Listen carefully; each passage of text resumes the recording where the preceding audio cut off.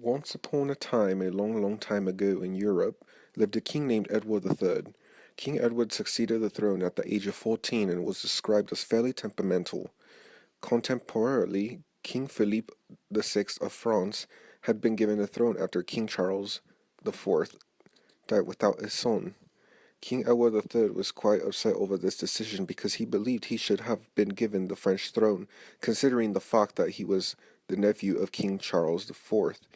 But according to the Salic law, King Edward was ineligible to inherit the throne through a female line. What the? I should have received the throne of France. I'm his nephew. Who is this so-called Philip VI? He confiscated the duchy. That's a violation of the Treaty of Paris. Oh, I'm so heated right now. What do you suggest I do? You know what? I'm going to write him an angry letter to show him up. And I won't even address him as king. Yeah, that'll show him. Here you are, Your Majesty. It's a letter from King Edward III. We give you notice that we intend to conquer our inheritance by our own force of arms. Blah, blah, blah. Alright, he just messed with the wrong guy. Now go warn the communities about potential invasion. The 100 Years' War has begun. After losing 4 times in a row, the French went to battle at the village of Crécy.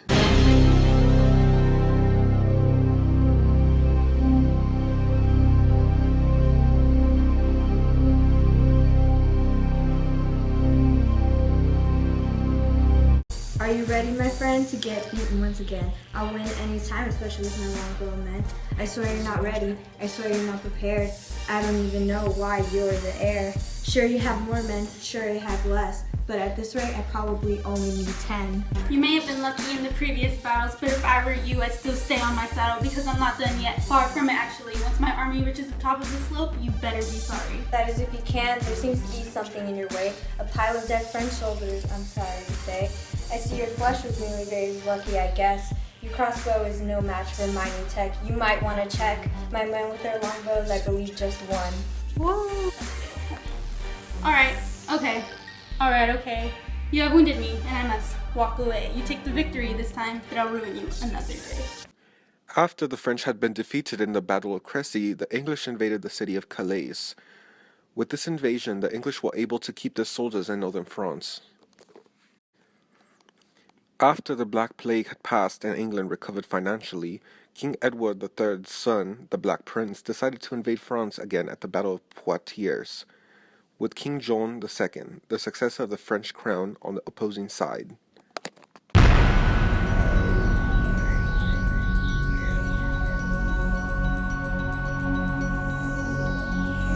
Hello there.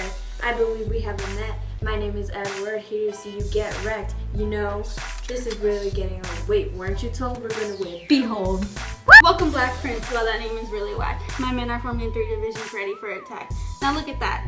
It seems you're outnumbered. Just surrender before you look even dumber. Look, who's retreating now? Your attack lines are weak. It seems like we're keeping a streak. Here, let me take a bow. Now that you're captured, it's time to say goodbye. Ciao, ciao.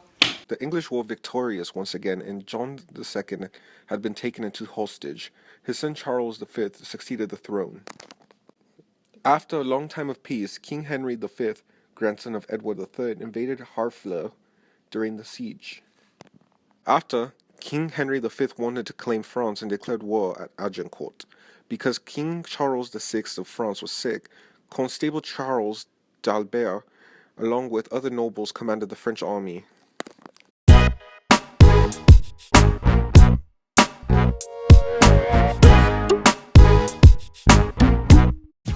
You know, it's not too late to accept my offer. Come on, don't be a clown. I'll renounce my claim to the French throne for 1.6 million crowns. If you reject my offer, that's fine. Just know that you're going down. Your army's bigger, well, mine is smarter. Big heavy armor, hours of heavy rain, might as well sink as fast as the Titanic. What's the Titanic? You don't know what you're saying, you're sick. Our armor is heavy, but we're still pretty slick. Like he said, our army's growing bigger, better, stronger. Our army has formed 3 lines of men. Open your eyes. Pour être le roi, il faut être intelligent. You see, the thing is, I am not dumb at all. You guys still don't get it. Your brain is so small. Technology beats quantity all the time. To lose that many times should be a crime. Your friend Constable is dead. And you are my prisoner. Now go to bed. But only after I conclude the Treaty of Troyes, reaching an heir of the throne. Oh boy! England with a W, but then again, what's new? England's losses during the battle were very low, while the French losses were very high. Regardless of their numerical advantage, France suffered heavily. King Henry V died 2 months before King Charles VI died. King Henry V married and had a child with the daughter of King Charles, his infant son. Henry VI became king.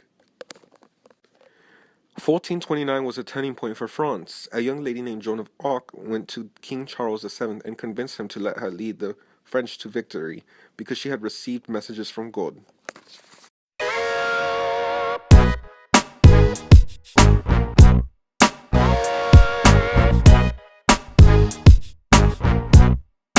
I'm here, no need to fear, God sent me here. Once France takes victory, you can all laugh and cheer. I promise Charles VII will be crowned, and the French will burn you all to the ground. I may have been wounded in battle, but that won't stop us. They will all look up to the woman they can trust. Victory on May 8th, I told you the day would come. I guess it was fate. Bravo, 1 out of a ton, but we're not giving. Besides, you've only won like once. Since you're hand to me, no one can save you now, not even Charles VII, who was eventually crowned. Your bravery was great, but not enough to save you from getting burned at the stake. It's sad that you were thought of as a saint, but like you said, I guess it's just fate. Joan of Arc was able to raise the morale of the troops and later led them to more French victories.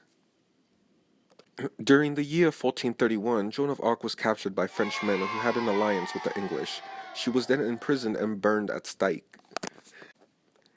The French continued to attack and reclaim their lost possessions of territory at the start of the Battle of Castillon.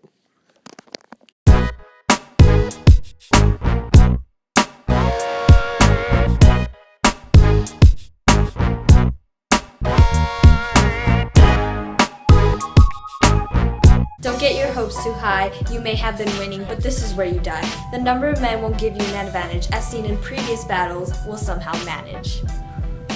Previous battles, I won't take the blame. You see, we are clearly not the same. You stunned us at crazy with longbows, now we have cannons and bows, oh what a great combo.